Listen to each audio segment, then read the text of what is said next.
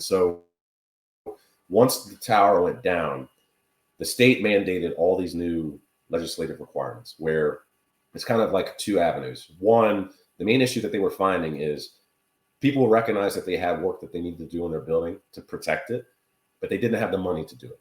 And so that would prevent them from taking steps and doing it. So they introduced this structural integrity reserve study, which is mandated and required. And basically, not to get too deep into the weeds, but the state is saying you are required to fully fund your reserves for repair items related to structural conditions.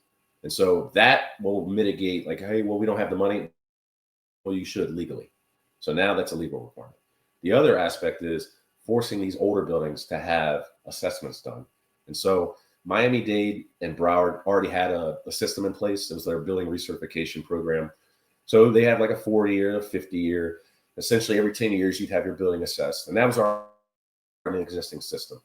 But it wasn't really always, people weren't always following it. And so that became an issue.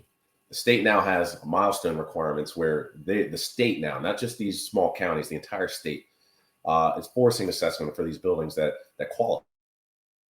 And so they're doing and taking measures to make sure that people address these issues so that we don't have another tragedy like that. There's still a lot of questions in some gray areas on how to do it and who qualifies.